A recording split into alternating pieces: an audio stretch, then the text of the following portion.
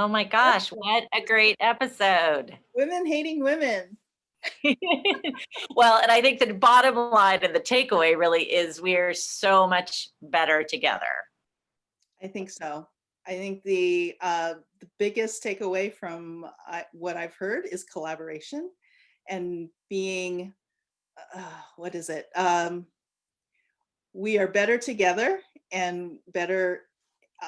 We will cultivate a better society when we support one another as women. And I think Oh, yeah. Well, I think what are leaders, natural leaders in a sense, and they will change the fabric. What I took away is we can and have the opportunity to change the fabric of our society right now. Well, and the other thing, just to reiterate, statistical and empirical knowledge that is out there right now is we know that diversity in all its various forms in any organization, whether it be government, companies, corporations, it's good for your bottom line to have diversity, and it's good for all of us. So we all benefit. And I can speak firsthand of how fun it is to collaborate with another woman, Margie. So this is now our third episode. Third episode, yes. So this is. I am totally delighted working with you, Kristen. It's an exploration and journey that we kind of are. Like we uncover, we didn't know each other before we started this. We just met serendipitously in a LinkedIn round. Yeah. And here we are, a third episode doing women. We should do an episode, women loving women, or women in a sense liking women, maybe, or like a universal thing, like more of a, how do we explore that further? How do we explore the women supporting women? Like, I feel we're in this sort of experiment of how we do. Oh, we are in this, and I think that one of the best things about this experiment for us is that we came together with really the attraction, so to speak, was that we had this common interest in having these authentic and relevant conversations. And then there's all the back end stuff. So we have these conversations on a weekly basis, just to how do we actually do this? And I really, one of the things that I think is so, when we talk about this in this particular episode, about how important it is to be having open communication with each other, because we really are learning how to work with each other's work styles, what are, kind of where our strengths are, and where we can support each other. And so we're kind of a living capsule of support for each other. I definitely feel that. And yeah, it's been a great journey. And I look forward to what we are going to accomplish together. I do too. So onward and upward. But check out this episode because it's really good and great information about what you can do on an individual level, kind of what we perhaps would want to look at a more structural level. And Lisa and Barbara are just really amazing women and so generous with their time. Yes. Remember, comments on the bottom. That's right. We love to hear from you, and subscribe. Yes. All right. We'll see you soon. Bye-bye. Bye. All right. So welcome to Sasvy Real Raw Talk. I'm Margie Torres with my co-producer, Kristen Brown. And she's in front of the wall, our colorful wall that we've been talking about. Our topic today is the situation of women hating women. And we we hope to have an open and honest discussion of this phenomena and see what we could find out by diving deep into it. And we have two guests here, Dr. Barbara Mark and Lisa Carnevale. Dr. Mark has a deeply held passion for working with women in midlife and has built a decades-long career, has an elite leadership career and life strategies coach and advisor to senior executive women. She's a recognized expert on the psychology of women, the stages of adult development, and how these stages impact a woman's career development, her leadership, and her life choices and strategies. As a result, Barbara is a sought-after coach by women who are looking to make appropriate and actionable personal and professional decisions at critical stages of their lives and careers. Barbara has been brought in to the confidence of hundreds of professional women seeking to maintain inner balance while facing diverse external demands, personal ambition, and the desire to feel satisfied and fulfilled personally and professionally. Lisa Carnevale is a researcher and advocate on issues relating to women. Her special focus is the issue of women not supporting other women in the workplace and other areas of their lives, how it undermines their ability to successfully get ahead in their careers, why it happens, how men perceive this behavior, and ways to develop tools and strategies for change. Lisa's career has spanned roles from management in high tech to director of a nonprofit for executive women. She holds a BS in international management from the University of Massachusetts at Lowell and an international MBA from Middlebury Institute of International Studies in Monterey, California. When she's not working, Lisa enjoys volunteering, reading, traveling, hiking, and being active outdoors. She currently resides in San Francisco Bay Area with her husband, her two cool teenagers, her dog George, and her two cats, Tabitha and Sylvester. So welcome you both to our discussion and forum here. So I'd like to just start and just ask the question of what brought you to this topic and how do you see the current situation of this particular and interesting topic? Anyone? Lisa, I'm going to let you launch into this because I'm so excited about the research that you're doing. Okay. You know, the reason why I started researching this topic was because I was seeing a lot of these issues within the workplaces, the places that I worked for. And also I was hearing a lot about these issues from friends, former colleagues, and also male friends and male colleagues. So I really wanted to understand and find out why this is happening, because having worked for, so I'm also coming at it from two different viewpoints. I mean, a lot of my career has spanned in high tech, where it is a very male-dominated industry. And then I also worked for a women's nonprofit that supported executive women. So I have worked also just completely surrounded by women, no men. And I just wanted to understand what causes this dynamic between women. And I need to preface this with, this does not happen all the time. Not all women behave this way. There are women that have never experienced this and it may raise their eyebrows and they may question what the research has found. But unfortunately, it is prevalent. And although it's not the main reason why women are not getting ahead in terms of top executive level positions or board positions, it has something to do with it, because this behavior of undermining men see.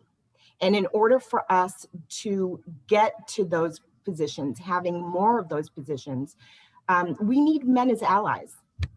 And if we undermine each other in the workplace, we are not going to have those allies.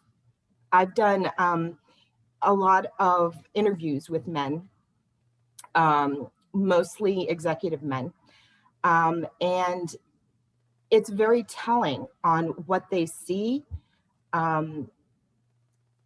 what it actually, how they internalize it, their perceptions of some of us in the workplace. It's very, very interesting. And so it's really, it really, to me, it's something that I think really needs to be talked about. It needs to come to the forefront. We can't be denying it and sweeping it under the rug, because things will never change. And we as women are so much better as a team, collaborating together. We're so much more powerful. We can do so much more together than we ever can undermining each other. So that's why I started doing this. Oh, wonderful. Barbara, can you share a little bit about your background and your interest in this? Sure. I've been working pretty much exclusively with women for several decades. And I have the opportunity to hear various stories about how women do and don't feel supported by each other, and how frustrating it is and demoralizing it is when women don't feel supported by other women. And then alternately, how when women support each other, women can be so incredibly successful. And that's so important, given that we have a history in this country of such sexism that has held women back for generations, and women have had to fight so hard to get to where they are. It's a difficult situation, a sad situation when women do undermine each other, and a wonderful and exciting thing to experience when women wholeheartedly support each other. So I would be curious, either one of you, both of you, what you have noticed in your conversations or actual time in the workplace. What is kind of, where do you see this coming from? Is it something structural within organizations?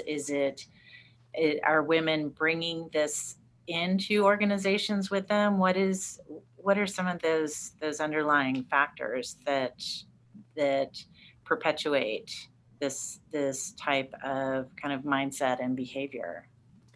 I'll start by giving sort of a broad historical context, and then I'd like to hand it off to Lisa because she has, real current boots on the ground research data to share. So let's look at the history of women in this country and how women have not had power in the country for a very long time. Women only got the vote in 1920. And women have been historically, and this is like throughout history, like millennia, women are dependent on men for their economic sustainability. And, we have lots of examples in history. We have lots of examples in literature about how it's been so important for women to have a relationship with someone, a man, who is going to be able to afford them economic viability. Also, there's a biological imperative that as men and women, we have virtually no control over, but we do see the evidence that on a very unconscious level, women are looking for a partner, a breeding partner, who is going to be able to support and sustain a family. And that's the simple, just biological aspects of it, never mind the cultural and sociological aspects of it. So we can see throughout history how women have had to depend on men. Women have needed to get economic support from men, and that's usually done through marriage. And so there has been a competition that has been created because women historically, again, have needed to have the opportunity to be supported financially, to have a good place to live, to be able to have support for her family. If we go back to the medieval times, you know, women fought with each other to get visibility in court or in royalty situations. So there are lots of stories about it. And it's important to look at how we in modern times have then transferred that necessity, if you will, that perceived necessity in access to success with a view of scarcity, because there have been so few women in the workforce for such a long period of time. Women only began to come into the workforce in broad numbers, except for during World War II, when women were brought into the workforce and then chased back out again when men came back from war. But it was in the late 70s, early 80s that women really began to come into the workforce. And there weren't a lot of positions for women that were in higher executive positions, highly paid positions, tons of women in middle management. And of course, we know that you know, most of the service industries, the lower paid service industries, are all populated by women, mostly populated by women.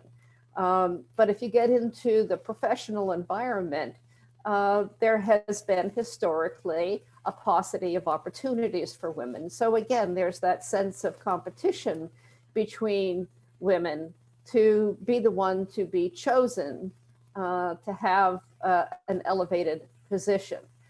And so again, my experience has been with my clients, and it's probably, you know, the people that I draw to me are the women who are really interested in and are conscientious about supporting each other and bringing each other up. So when one woman has an opportunity, she's conscientious about helping the next woman get an opportunity as well, which is how women can really successfully support each other in any workplace, in any professional environment. So whether that's corporate, and any stripe of corporate, or I've worked with women in the finance industry, I've worked with women in healthcare. When women really advocate for each other and support each other, women are able to do wonderful things. But there is, again, a sense of scarcity still, and women will feel the need sometimes to compete with each other, which then fosters or creates an atmosphere of women undermining each other.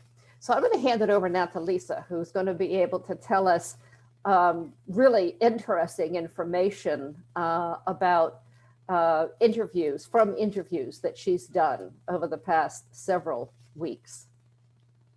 Yeah, actually, and I'd like to add to what Barbara said.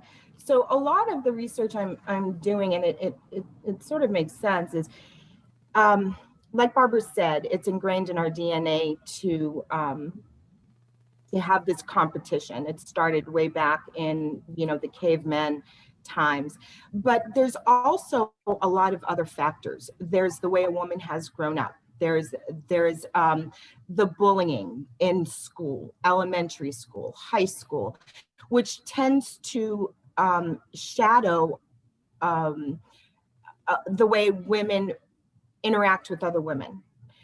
They tend to, when they get bullied, they learn subconsciously that it's not safe to open up and be honest and say what just be themselves and say what's on their mind. So what they do is they when they're working with women, they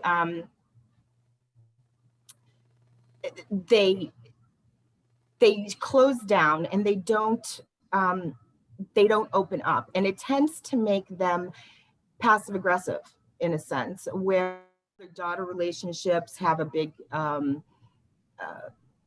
effect on how women end up interacting with other women as adults. Let's see, there's the fact that we internalize the sexist values that are out there.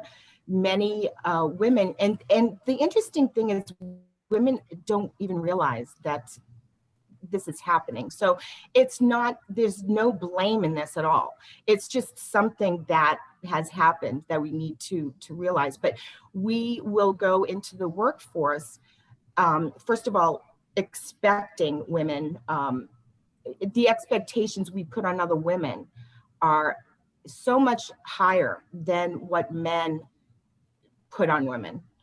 We expect women, when we work with them, to be kind of the caretakers, to protect us, and that's not realistic.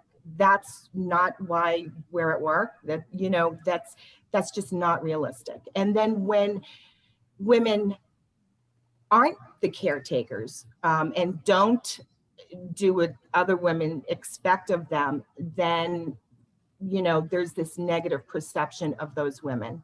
So that's another thing. And then the other thing, the other factor is the fact that we internalize this hatred towards women, this misogynistic attitude that society has against women. We internalize that. And you can go on about everything seems to be interconnected in a sense, right? Because you can go on, you can look at the fashion magazines, and we're supposed to look a certain way, and then there's ageism and all this other stuff, and there's these things going on that really do turn us against each other. So there's really a lot of factors that play into this. Bullying. So there is a big problem with bullying it's very insidious with girls in elementary school and high school. And what happens is that affects their view of women. And so they learn that it's not safe to be themselves. They learn it's not safe to be open and honest. And so that perpetuates this sort of what we would call two-faced personality, where we will not, and again, I want to preface this with, this is not all women. These are just known factors that play into why some women will undermine other women. But they will, as adult women, they will not address other women directly. And so what they will do is they will go to someone else and they will gossip, they will backstab, they will do this thing. I mean, I've read horror stories where some women will just go and make it a campaign to undermine one woman. It's just, there's some underlying viciousness sometimes that happens. And the women that get bullied tend to be the ones that also are the more passive. So they also they won't, what's the word I'm trying to use? They will be the status quo. And they will also be the ones that, if a woman is, say that they have brought a woman has brought a sexual harassment suit against her employer, usually the women that have been bullied in their lives are the ones that will stop talking to that woman, because the safety for them is the status quo. So it's a lot of factors that play into this. So the question that came to mind as you were speaking is, in your research, in your conversations, is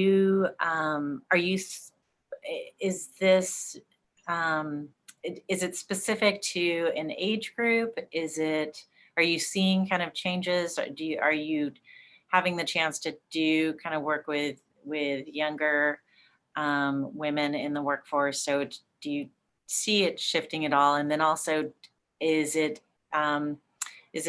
race related, and is that a component to, or is there a different experience for women of color?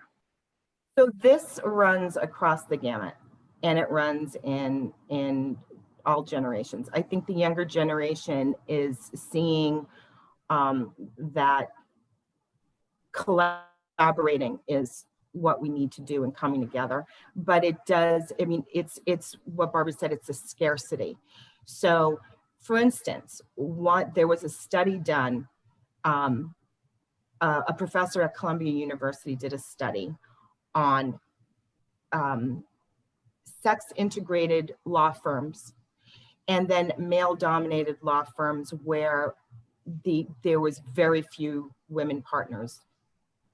And what they found is that the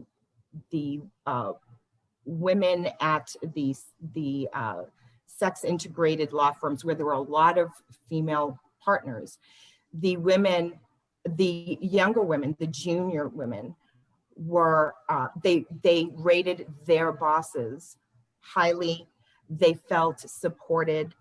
They did much better, because there wasn't such a feeling of scarcity. There was collaboration between the top lawyers, female partners, and the juniors, these young women that come in. When they studied the male-dominated law firm, the junior women rated their bosses, their female bosses, as bitches, unprofessional, just saw them in a total negative light, more like men, gave deference to men. And what they found is that when there is that feeling of scarcity, it kind of just, it funnels down. It is something that causes women to turn against other women. So it's more about whether women are, it's a company that supports a lot of women in leadership roles, or if it's a male dominated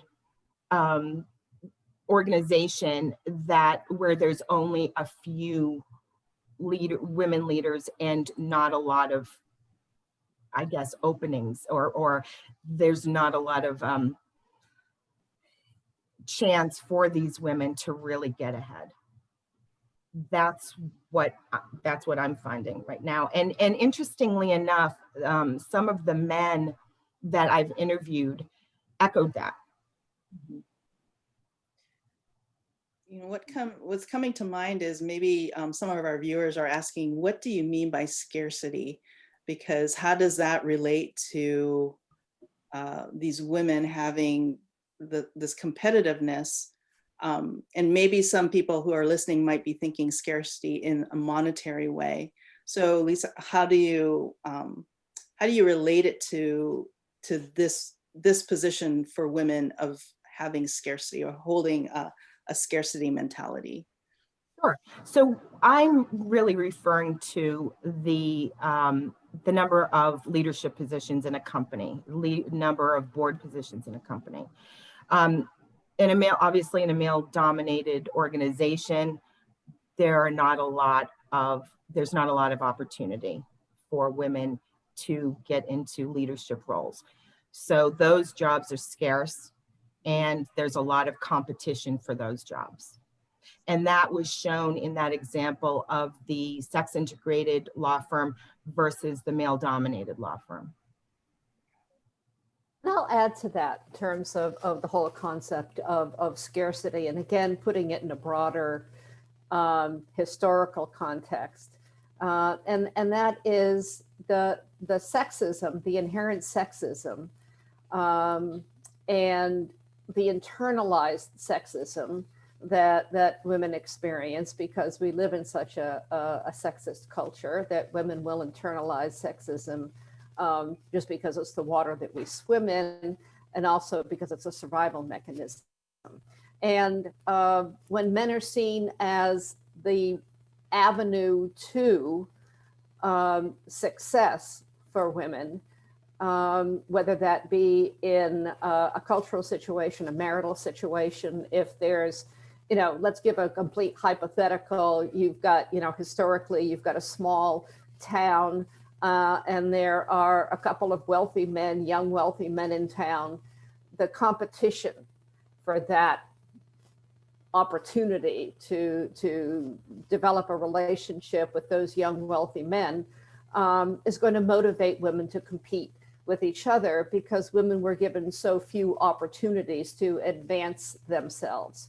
So now if we take that historical context and we put it in a professional environment, and as Lisa says, if there are few opportunities for women to access professional success, and again, whether that's a position in a law firm of advanced leadership, a partner slot opens up, and so it's one partnership slot, and people are going to compete for that partnership slot, or any other environment where there's a hierarchy and there are only X number of positions available. The scarcity, the experience of scarcity is actually the reality that there aren't positions for everybody. At least it feels like there aren't positions for everybody. The reality is there's, in a company, there's very few senior positions. There's one CEO, a few senior executive women or positions available. And so the scarcity is the reality that there isn't a lot to go around, and a woman's feeling of viability and success and opportunity comes from being able to access that resource, whether it's a position or a title. And so the scarcity, it sometimes can refer to, particularly again in historical times, when women didn't have access to making their own money, that the scarcity was financial. But the scarcity is really how many opportunities are there for women? How many positions are available for women? And the perception is that we need to compete with each other in order to access those small number of opportunities. And again, my experience has been, and some of my own research has borne out, that when women collaborate with each other to determine how we can all be successful, that experience of scarcity is profoundly diminished. Well, and I would just add to it too. I mean, from my own perspective, having coming from a college prep type of high school, and then with the expectation that you would go to school and probably go on to have an advanced degree, and you would most likely have a family and you'd do all this stuff. I mean, when I started doing the math, I was thinking to myself, when am I supposed to fit all of this in? So there's also just a scarcity. I mean, because it was important for me, having children was something that I wanted, that experience of being a parent. And so, I mean, there was just even kind of a scarcity of how, these kind of critical years when people were kind of building their careers or getting these advanced degrees and just time. Yeah, definitely time. This concept of women being able to have it all. You may remember that there was quite a vibrant conversation between Anne-Marie Slaughter and some other women about whether or not women can have it all. And she came down on the side of You can have it all, just not all at the same time. And that actually has been the experience of the women that I've worked with throughout the years, is that they have staggered their the experiences in their lives in a way that they can be successful in each of those arenas. Another piece that I wanted to bring into the conversation, and this dovetails with something that Lisa was talking about with regard to how this shows up in women of all ages. And so I want to talk a little bit about the female brain in distinction to the male brain. And there aren't a whole bunch of differences, but some of those differences do exist about how women are emotionally wired.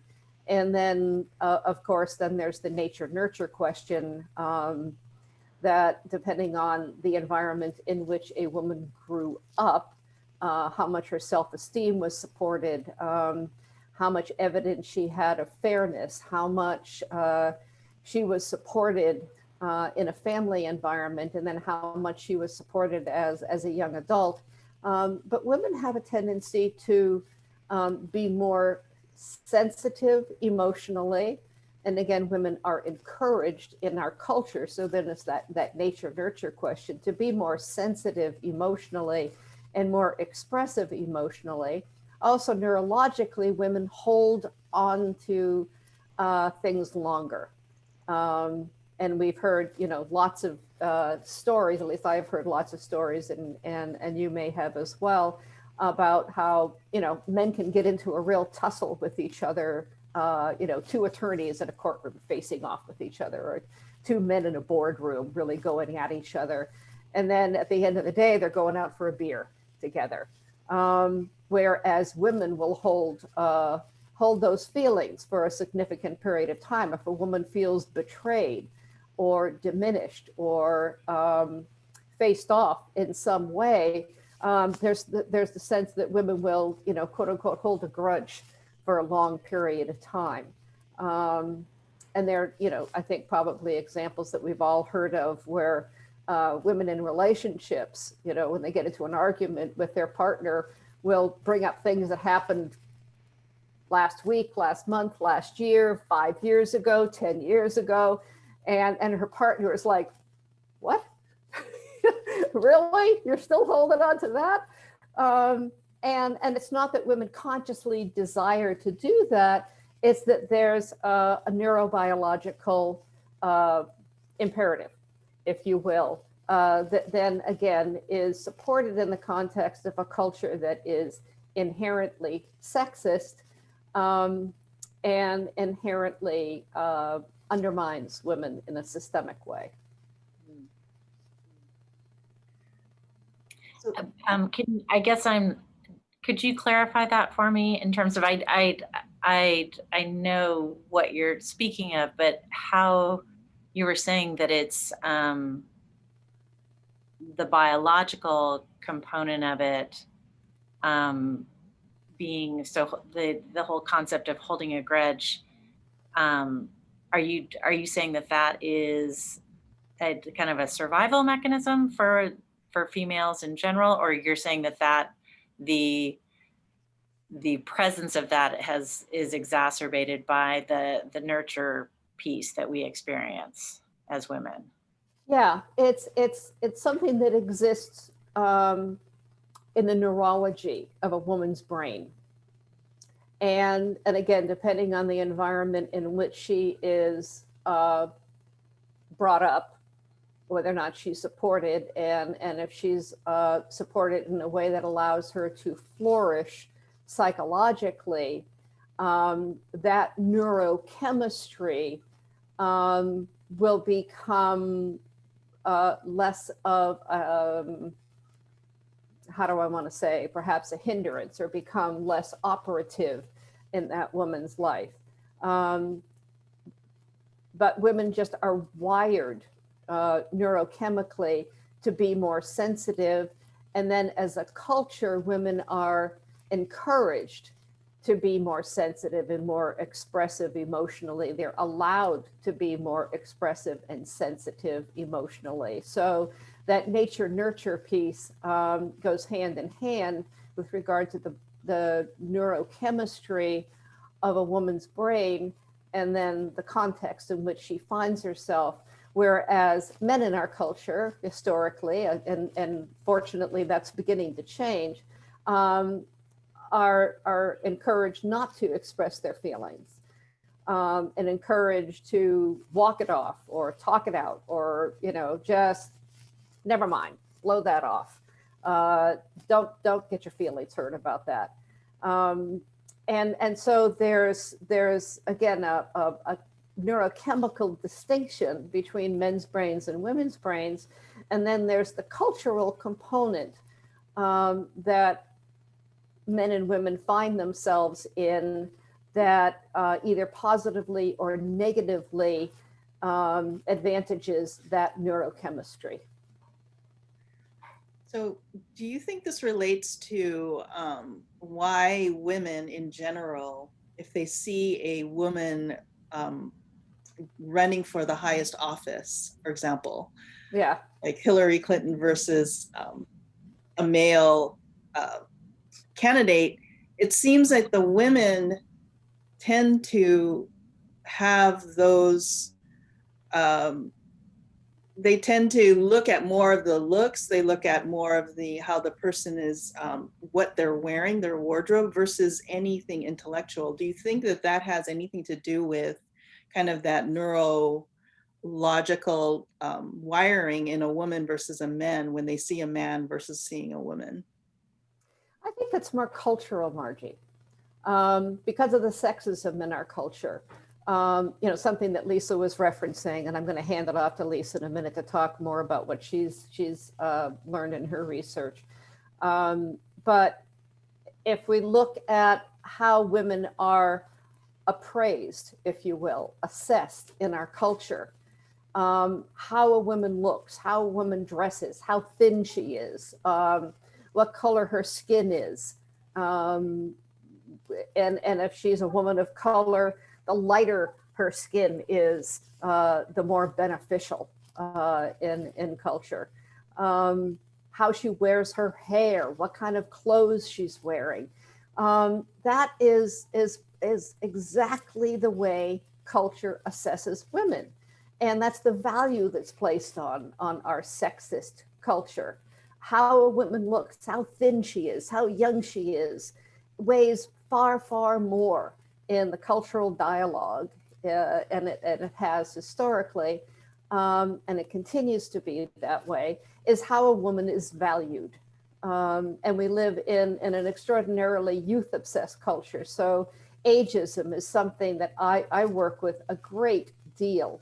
And it's so undermining for women to feel like she's a smart and successful and talented woman, but then she's pitted against women who are 10, 15, 20 years her junior, and devalued because of her age, and not valued necessarily because of her experience, and for example, intellectual capital.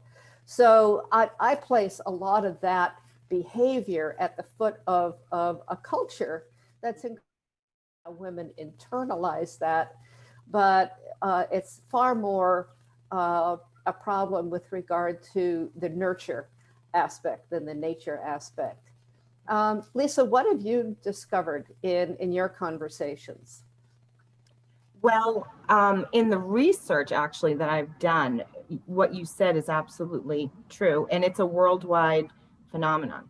So women will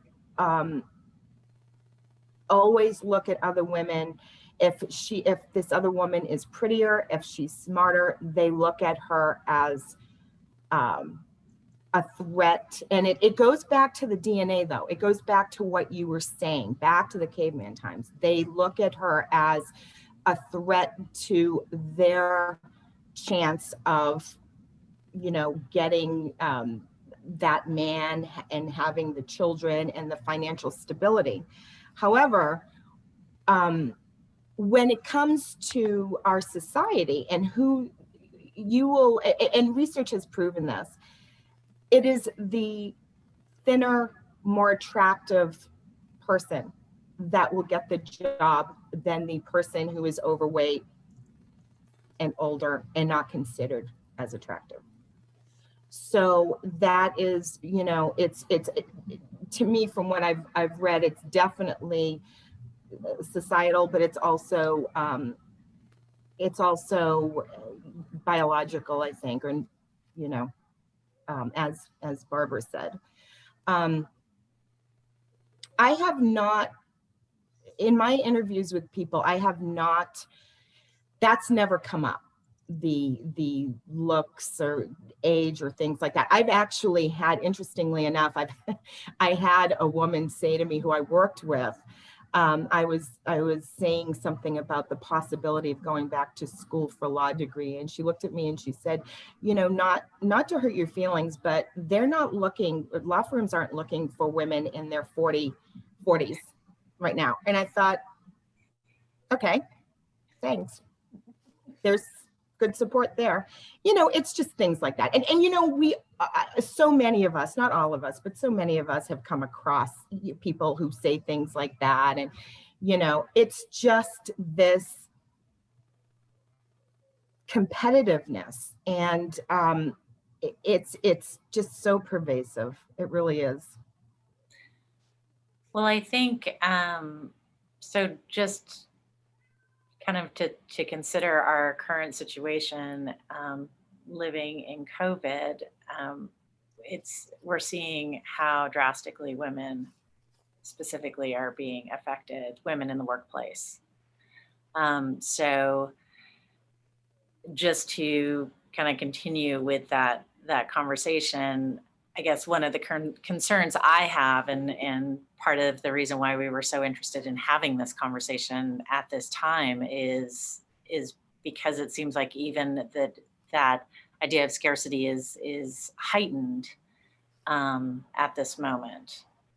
So how, I mean, are you seeing that in your research? Are you continuing to do more research and conversations, Lisa?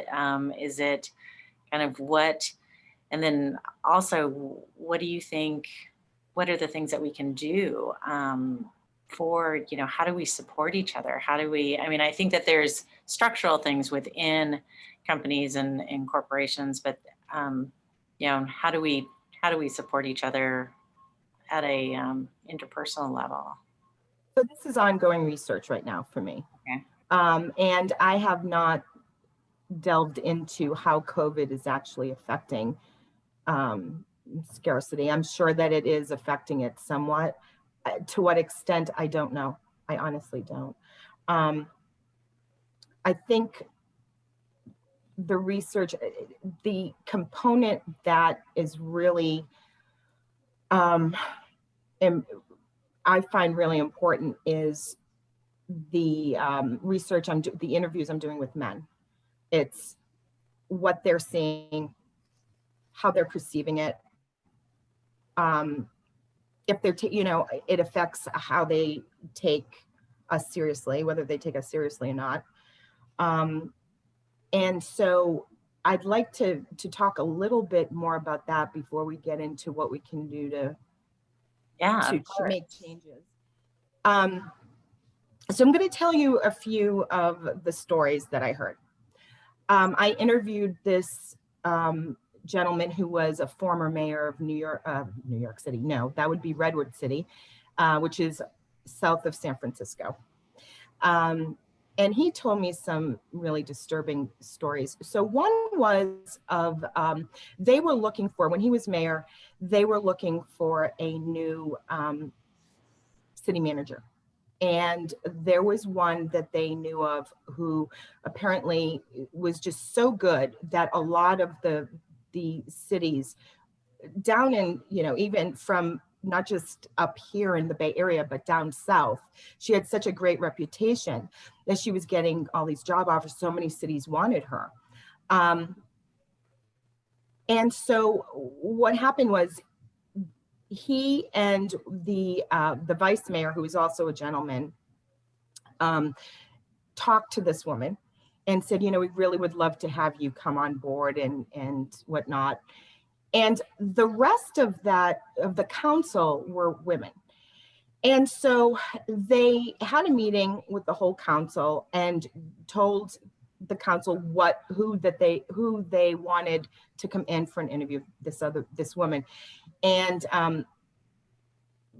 there was a few women who, although they were constantly saying how much they supported women in leadership roles and whatnot, they were not happy with this choice. And so the night before she was going to be nominated, one of the women on the council called her up and said, you know, if you become the city manager, I just want to make sure that, you know, you would support this, this, this, and this. And the city manager said, well, I will work and do the right thing. And if that means supporting what you are saying, then I will. If it's not the right thing for the city, then I won't. A couple of weeks later, she calls back this candidate and says, I'm sorry, but I can't support you. And so this candidate called the mayor and said, look, I don't even want to deal with this. I'm taking my name out of the hat. And what happened was, the point of this whole thing, she ended up getting the job because the mayor and the vice mayor said, you know what, we're going to have her, and that's it. But the point is there was this jealousy, she's younger, she's powerful.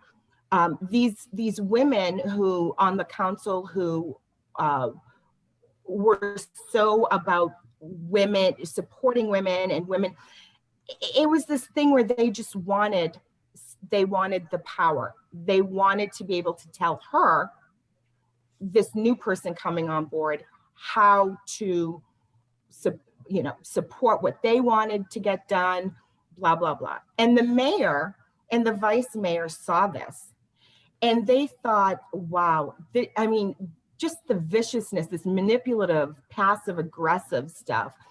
But she got the job. The mayor and the vice mayor said to these women, we are going to hire her because she is the best candidate. These women actually supported a gentleman who did not have this candidate's background or skills. And so it kind of tells you a little bit about where some women are coming from. Another situation was they wanted to hire a woman lawyer who had a couple of small kids. A couple of these women on the council, same women, had started on the council with young kids. And so they were supposedly all supporting, women and that have kids and whatnot. They called her and they said, we don't think that you're the right person for this job because you have 2 young kids and you probably need time to be with them. The mayor heard this and he lost it. And he said, you know what? He said, I want you to make this an issue. And she did, and she brought it up. And the women of Redwood City voted for her because they saw that she was being undermined. She was a mother of young children. It was just, the women actually supported her over these other women who were trying to undermine her. So you have that, and you have it in places that's very, very visible. And this, although luckily it did not taint how they felt about women in leadership positions, it really made these gentlemen say, whoa, this is just not okay. This is not okay. and there's a little bit of trustworthiness that was affected with those situations. There's another gentleman that I interviewed who is a director of high-tech company. I asked him if I could interview him about the subject, and he said, he didn't even say yes or no. He just said, "Why do women do this to each other?" That was the first thing he said.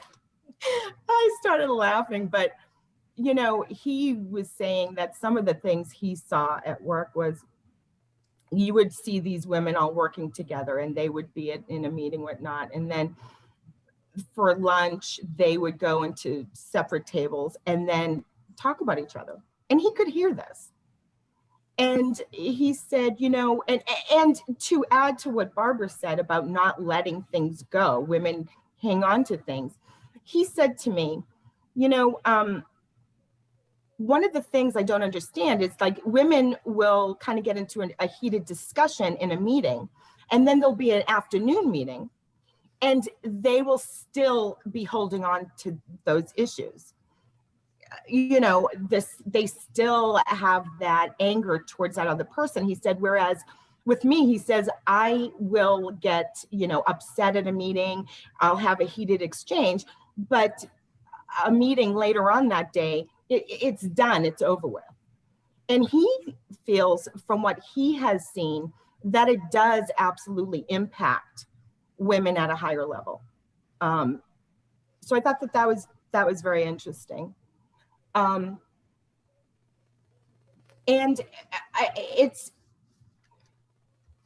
I think my point is that it's something that we really need to look at. It might not happen everywhere, but it does happen, and it's serious enough that we have to take it seriously. I know that I read an article written by what sound like, geez, I don't know if there were students at Harvard or what, but a couple of women who, and it was just a couple of years ago, I think it was in a Harvard Business Review. They were, was it Harvard Business Review? Yes. About these two women and they were absolutely denying that any of this went on, that there was absolutely no undermining of women, that everywhere the women supported women. It was just this, what sounded to me like a pipe dream. It sounded to me like what happened during the 70s with the women's movement, where, you know, you're not going to say anything negative at all about what's happening with women. You're not going to talk about toxic relationships between mothers and daughters. You're not going to talk about women undermining each other, because if you do that, men are going to see that and they're going to use that against us. Well, men are seeing it, and some of them are using it against us. Some of them are going, oh, let's let them fight. See, cat fights. Let's let them fight it out. Let's watch. It's entertainment. I interviewed another gentleman who actually was this morning, and he was saying that one of the things he noticed at work with women is that, again, it was something that I mentioned earlier, is that they will not directly address issues with each other. And they also won't necessarily do it with men. Again, not all women, but there is a segment of women that won't address directly. And instead, they will do this thing where, for instance, he gave an example where he saw women go to another woman's boss instead of directly going to her first, you know, complain about her. It's just this constant undermining, instead of sitting down with that woman and saying, you know, these are the things that are bothering me, or I've got these issues. Can we work them out? Blah, blah, blah. It was straight to the boss. You know, he also said that when men see this, he didn't say infuriating. He said it's exasperating, because it's another thing that they have to worry about, they have to deal with. Instead of things getting worked out and moving on, it's just one more layer of stuff that affects people in the work environment. And believe me, I am not saying that men are perfect. They are far from it. I'm just talking about women dealing with women. He felt that which is what we're saying, that when women work together and when they are in their best form, they are a non-stoppable force. They're just unstoppable. And I think a lot of men want to see women succeed. I really do. I think they see the value in women. Not all men, but I think many men see the value of women. But these little things are, and he said it really undermines the trustworthiness and the view of competency that I have in women if I see this. He said, why am I going to put a woman in a leadership position if I see her acting this way? Why would I do that? It's just going to add a layer of, problems. So these are some of the things that some men are saying to me. Do you see this behavior prevalent if it's a woman at the top, like if it's her own business or she's leading a team? Is this behavior still prevalent? So for most of the time, no. Most of the time, the research has shown that women, and actually that gentleman I just spoke of said this. He said he noticed that when women are working and surrounded by other women, they work really, really well, things get done, and there's not this undermining. He said, if there's a woman in a department that isn't surrounded by a lot of other women or working with a lot of other women, it tends to be that competitiveness. It's the scarcity thing. It's what we were talking about before. It's what that research that was done on the law firms was saying. However, there's a caveat to that. There is, and I mentioned this before, there's a lot of times there's a subconscious expectation of women expecting other women to nurture them, mother them, and when they don't, they get upset and that woman is a bitch and blah, blah, blah. There was some studies done on women-owned businesses. And they have found that in some businesses, women, and of course, like Barbara had said, it does depend on how these women were brought up, their environment as in childhood and whatnot. But some women will act or like perpetuate this pseudo family thing in their business, and they will treat their employees like their children. And it's expected that these female employees are not going to complain. They're just going to do whatever is told of them. And it develops into this toxic work environment. Now, again, that's not everywhere. It's just that can happen. But in a more professional work setting, like I'm talking about a corporate America, if there are a lot of females in leadership positions, generally they are more supportive of the women that are underneath them. They're willing to help these younger women grow. There's more collaboration because there's not such competition for the few positions up top. And that is what has been shown over and over again. It's interesting you mentioned that, because I have been in an environment where the manager treated their treated the employees or people under her department. This is part of a larger company under her department as children or her daughters, and it was so toxic. The employees only lasted about a year because they couldn't take that oppressive feeling. So you're saying that behavior is also part of them not wanting these employees to grow within the company because she has that scarcity mentality. Is that what you're seeing?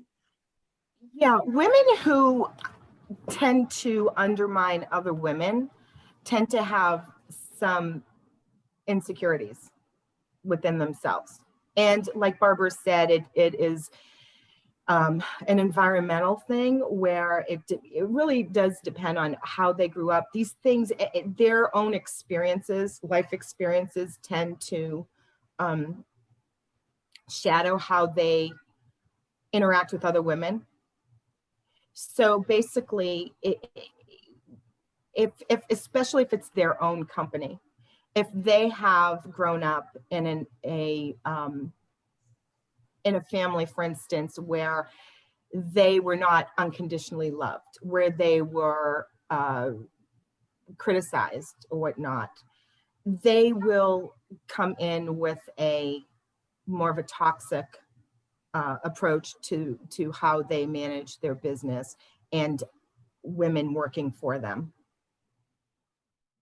Well, I would like to talk about what we can be doing. I mean, I know certain things come to mind. A lot of companies that I work with that talk a lot about mentoring programs, for instance. I don't I see a lot of room for improvement in terms of how those programs are actually put together and how you live into those. But that occurs to me as possibly an avenue for greater collaboration and again, kind of reducing the insecurities between other women that end up, becoming these toxic behaviors. Well, one woman who I interviewed, she just has it down. I'm telling you, I was so excited to talk to her. She said to me, what she does is she normalizes her relationship with her competition. She collaborates with them. She makes collaboration a priority because she understands that women working together is so much more, and supporting each other is so much more powerful than women working alone and undermining each other and fighting for the same position. Here's an example of that as well. There were two women lawyers, and one, they were friends, and one was offered the partner position. The other one was not. And so when this woman became a partner, she was privy to this information of why her friend did not get promoted. And they sat down and they talked about how the interview went and perception of how this other woman, maybe the perception of how she was working with other people or whatnot. But they sat down and this woman who became partner helped this other woman. And they put their heads together, they collaborated, and it made the other woman's chances of making partners so much more viable. And that is what, that's really what you want to do. And like Barbara has said, you want to do it across generations. You want to do it with women who have different backgrounds. You want to do it with women who have different talents. when you do that, and as this other woman said, you normalize that competition, you find out that you have more in common than you think. And that is where the support comes from. So that's a big thing. The other thing is we have to just acknowledge that this happens. You know, we can't just say, nah, or it's not a big deal. Acknowledge that it happens, and maybe also take a look at ourselves and see how we treat other women. Barbara, I'm sure you have, I mean, I'm being blabbing away. And I love what you're sharing. I'm so excited that you're doing this research. It's so illuminating, because I think that the more we have this conversation, the more we have the opportunity to come up with solutions, come up with ways of approaching collaboration that is going to benefit all women. One of the things that I've observed over the years, and I've been involved in meetings of women's organizations for decades, and I have to say that a comment that is made in every single meeting is about women supporting or not supporting each other. A comment will be made, women really need to support each other more. And if it weren't happening that women are not supporting each other and we're not being divisive with each other, that comment wouldn't be made. You know, it doesn't come out of the ether. It comes out of women's experiences. And so one of the things, you know, one of the conversations that Lisa and I had when she was first starting this research was about the fact that, you know, again, decades ago, I would be in meetings with women's organizations or women's circles or women's groups within corporations or women's groups within healthcare environments. And the conversations that we're having today about how women need to support each other and how women need more support in terms of advancement are the same conversations that were happening decades ago. And I scratch my head and say, have we not progressed at all? That we're having these same conversations over and over and over again. And I, you know, my approach to it, I mean, in addition to the work that I've done in various groups, is one woman at a time. You know, and when I'm working with a woman, if I can help her clarify her role in mentoring or supporting or bringing up another woman behind her, or collaboration with a colleague, and how it's going to benefit her and how it's going to benefit the other woman, how she can advance women by mentoring younger women, then things change. And so I'm hoping, because the conversation keeps happening, that things will change. And of course, things have changed if we look at the broad strokes of things. I mean, the Me Too movement has had a profound impact on the conversation about women sleeping their way to the top, for example, which used to be so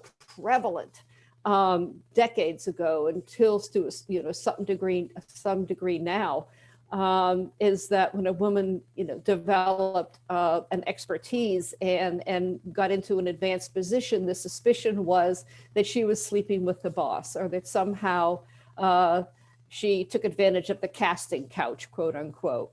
Well, the Me Too movement blew that wide open to wonderful advantage for women, where the conversation began to be about women have been subject to this rumor mill about how women advanced, when in reality they've been being victimized by the men in powerful positions. So it's conversations like this, these ongoing conversations that do help to dispel mythologies that are negative about women, and create a positive environment for the conversation about the advancement of women. And so I think that we're having conversations about how women can collaborate with each other, and how collaboration helps to disperse the competition when we come together with each other and look for solutions. We're much more apt to support each other in finding solutions than we are to kind of pick the other person apart and try to undermine their success. And so this is a very important conversation. And again, excited about the research that you're doing, Lisa, with regard to allyship. Allyship has been a big conversation over the past 10 or 15 years.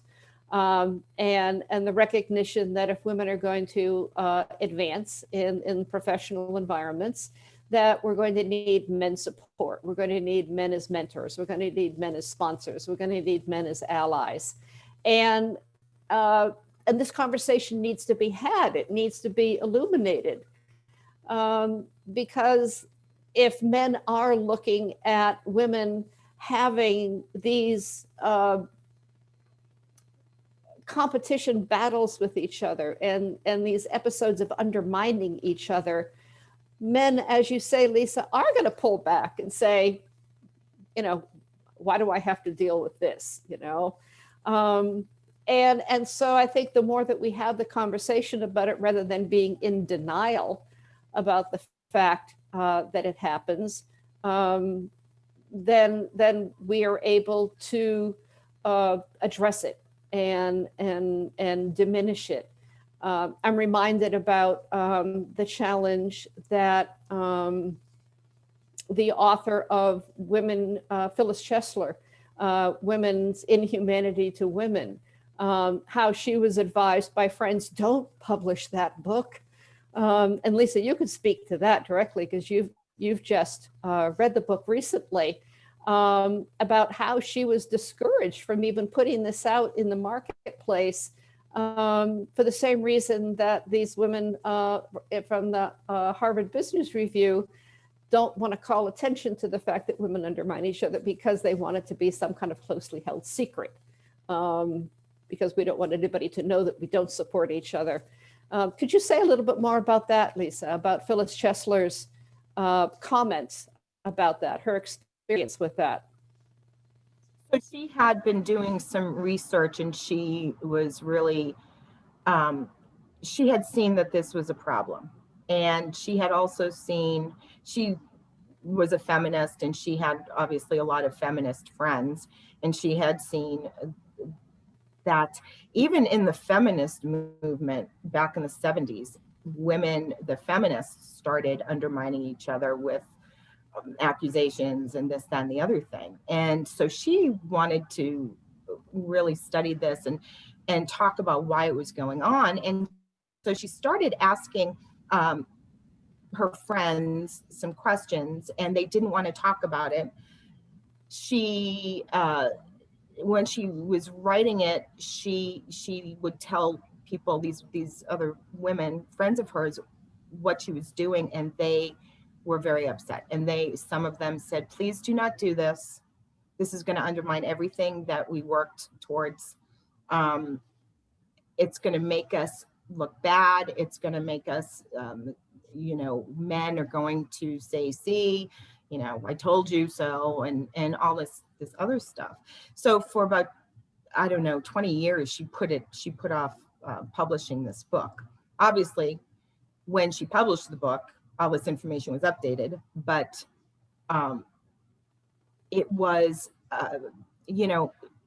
it speaks to the fact that there are women who are afraid of this topic, but nothing is going to get done about it. You're not going to find a solution if you don't admit it's there.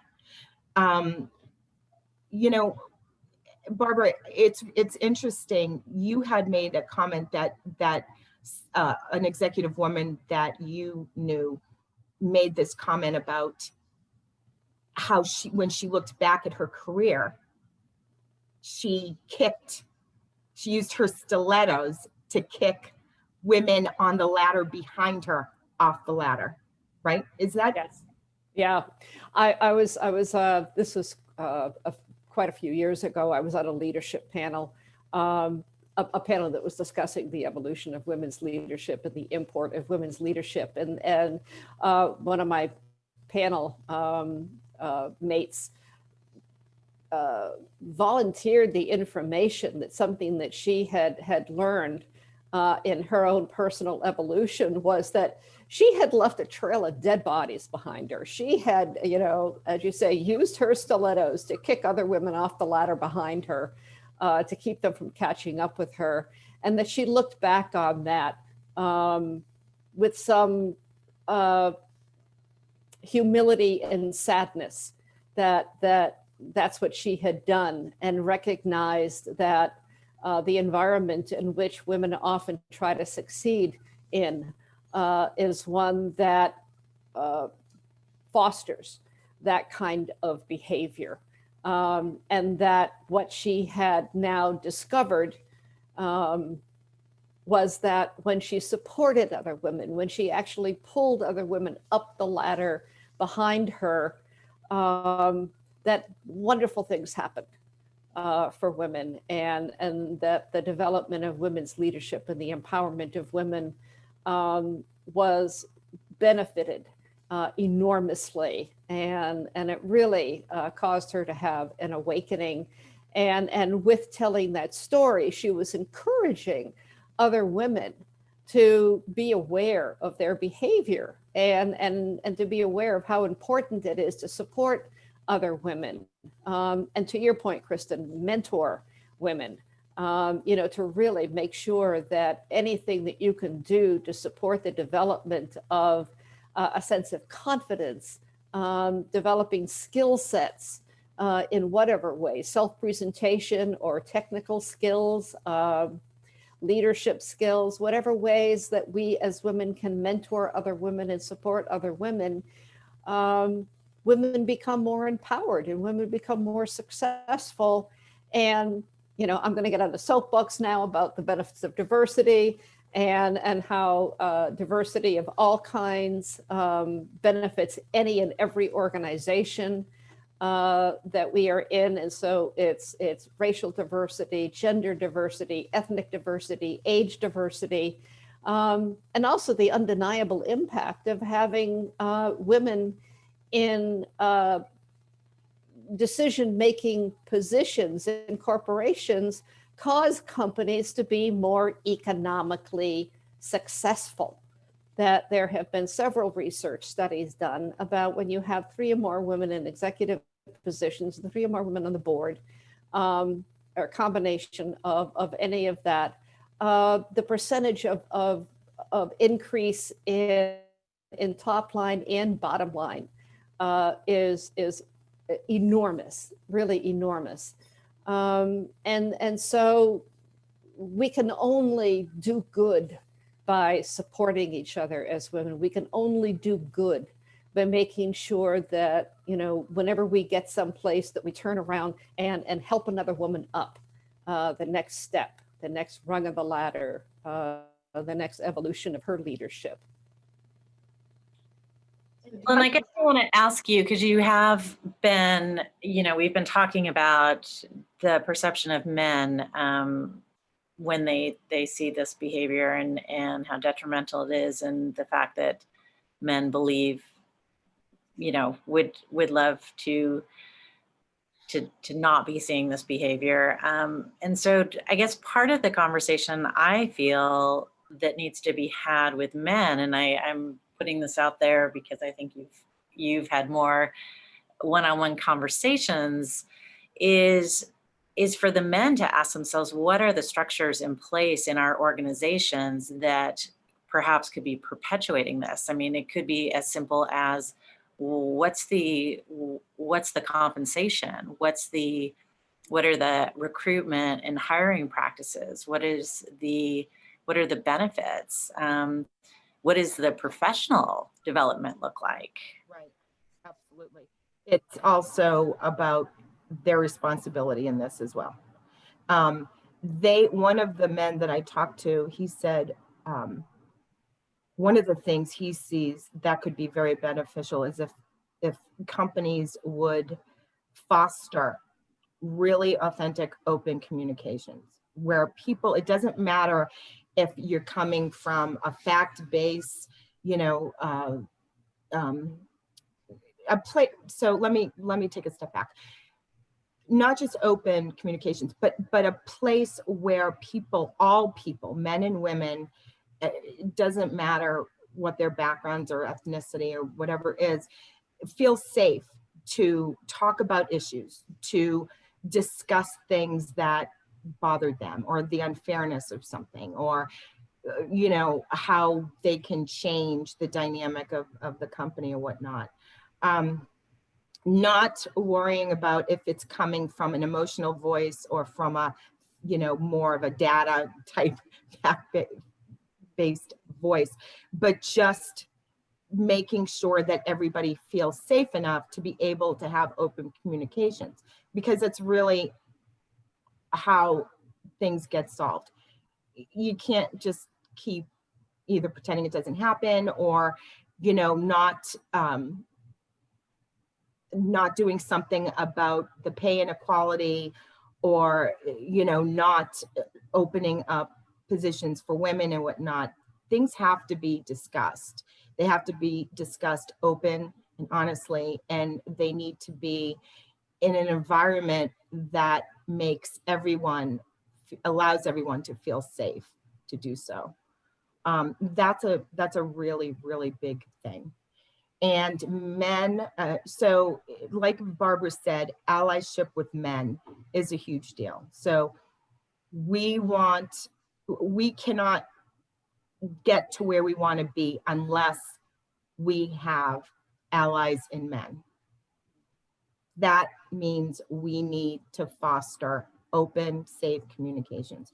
And that is going to take women at the top, leadership, the women who are in leadership, to also foster that. They need to do that, because men are not going to all of a sudden, think, hey, we need to have this open conversation. Everybody needs to be able to talk about it.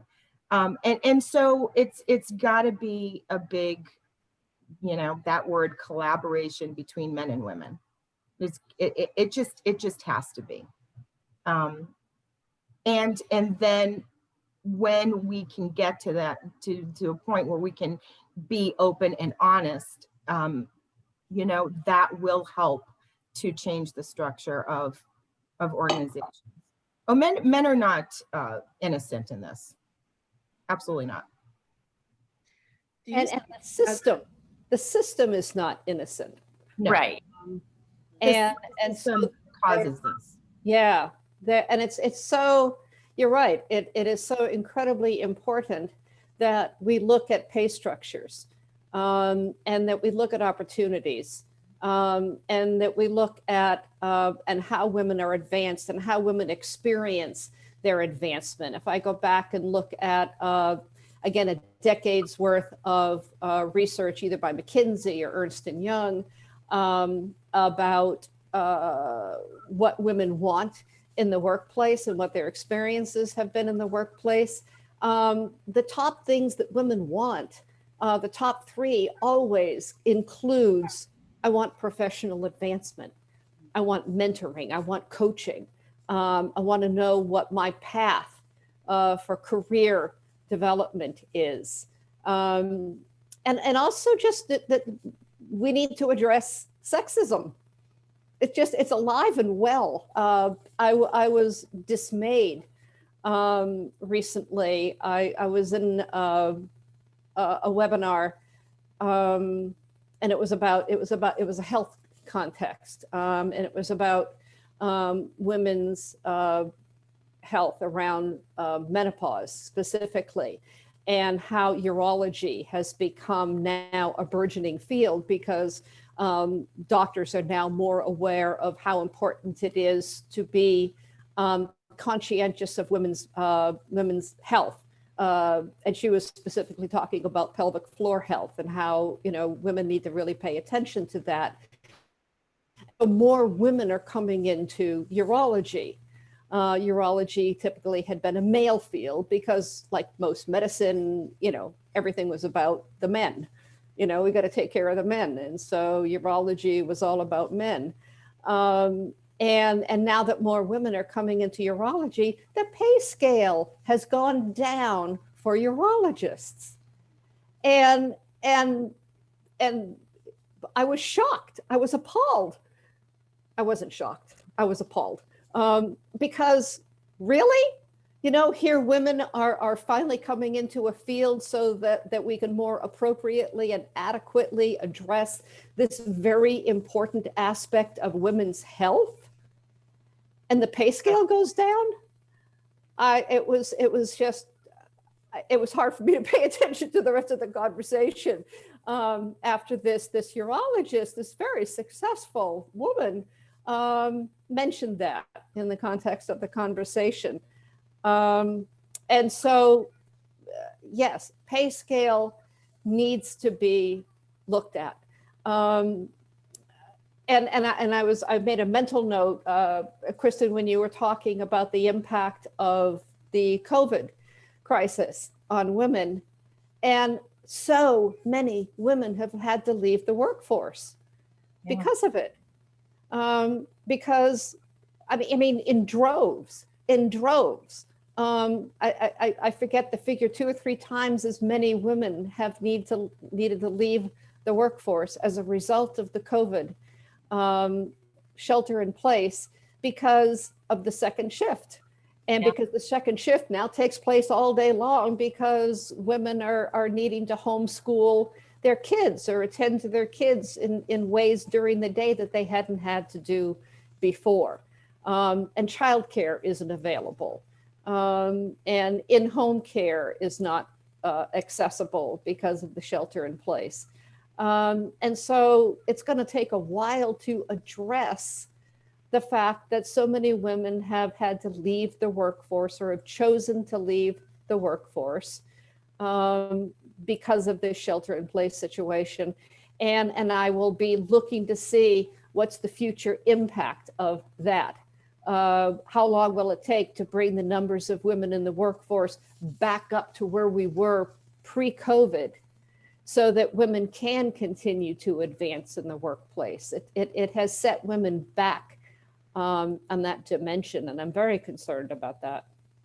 Well, and I would be interested not only in, because as we know, it's not just about the numbers, it's about where they get to return back into the work. Yeah. Well, thank you so much. I feel like we've had such a robust and interesting conversation, and still more to probably come back and converse further, because certainly an ongoing topic here. Yeah, thank you. Thank you very much for inviting us. It was, I have to say, I said this to Lisa, I was so thrilled because she's been working on this research, and it's been an ongoing conversation between us. And then serendipitously, Margie contacts me and says, would you like to have a conversation about this topic? And I'm like, thank you, universe. I have just the person to bring into this discussion because it really is such an important conversation. So I want to really acknowledge Lisa. I want to applaud Lisa for the work that you're doing. This is very valuable and important research. Thank you. And Yes, absolutely. Well, we look forward to hearing kind of more as it evolves. Yeah, and I want to thank you both for bringing this to the forefront in your, I appreciate that. I really do.